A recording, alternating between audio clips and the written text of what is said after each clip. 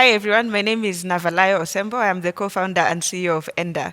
Enda means go in Swahili, for those who are not familiar with it. And we are a company that works with Kenyan athletes to make running shoes for runners around the world.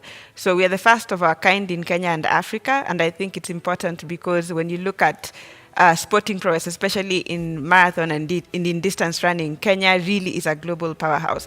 But we've never had that opportunity to be involved in ownership and production. And so Enda is filling that gap with regard to taking claim of our position as Kenyans in the running shoe industry.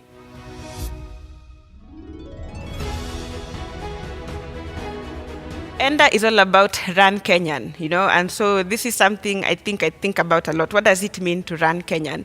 And so one of the things that's important when you look at our athletes, there's different qualities of what makes the whole concept of run Kenyan, and that's exactly what I want the brand to be about.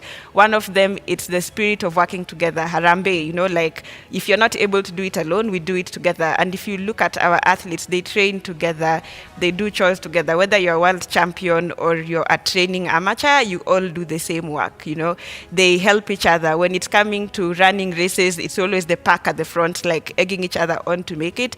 And so that's the spirit of Enda, that it is not it's not about one person. It's not just me saying we want to be like the richest company or something. It's about we want to grow the community as well and make it come to be. At the same time, for us, we started as a crowd-funded company. So we didn't have money. We went to the internet. That's how we raised money. And so that's also why the whole spirit of Harambe is so important, because we were able to exist because others thought we were worthy of their existence. Another aspect of Run Kenyan is consistency, So a lot of us just watch the race on race day. But when you kind of like step back, you realize that there is endless waking up, endless eating the right food. It's you have to go for like 30 km in the morning, and it's like biting cold. Of course, you want to be in your bed, but the winning is from a tradition of consistency. It's not just about being your best when you feel like, but it's also about being your best when each and every day you basically show up and be the best. And that consistency is what we want to also share with our products, like basically saying if we are creating this kind of product, we want to be consistent in our existence and in our products, that a customer anywhere around the world can experience the same product experience wherever they are. And lastly, I would say it's also the aspect of humility, there's a humility that is it's not nice, because it stops you from kind of like stepping into your destiny because you're too shy about it.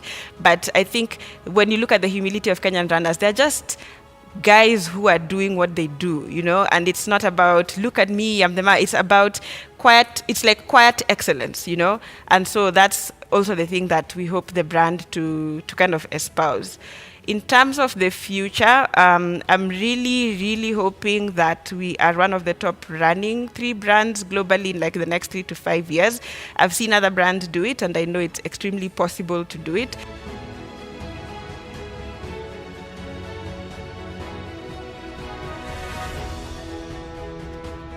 I think the whole idea why Enda is important isn't just because of us. I have seen it that when we exist, other businesses start to exist. So now that we are making shoes, there's a guy who is now making shoelaces. Now that we are looking for a specific type of canvas, there's a guy who's producing that canvas. When we exist, then the other ecosystems are able to exist. And so I see our importance as we are enabling others to come up as we come up together. Our products are not just products. We try to tell stories through the products. And so when you buy a pair of shoes, for instance, the ones I'm wearing are called the E10 after E10. They come in red, green, and black after the colors of the flag. They have the word Harambe inscribed at the bottom of the shoe. They do have a little groove at the back that represents the Rift Valley. We have geometric patterns that have been lifted from. So it's a cultural product. It's not just a cool product, but it's something that we are using to tell stories. So it's as Kenyan as it can get. And secondly, it's important because, of course, buy Kenya, build Kenya. But I think sometimes we talk about phrases without recognizing the important element. The more shoes we make, the more jobs we create. The more jobs we create, the more people have an income. The more people have an income, the more they have a choice on how to spend the money. The more they do that, the more the economy grows. And so we have to be selfish almost about it from a development perspective. I think we have to create the opportunities for ourselves. I think it's always really sad when you hear Kenyans like, I can't wait to leave this country. And then you're with foreigners and they're like, this country is amazing. Like it has so many opportunities. Same country, different opportunities. And so I'm always thinking like we have to be very conscious about creating opportunities for Kenyans locally. And that goes to the job creation bit. And so we do that. And we are also trying to put our name on the map. I think it's worth doing that.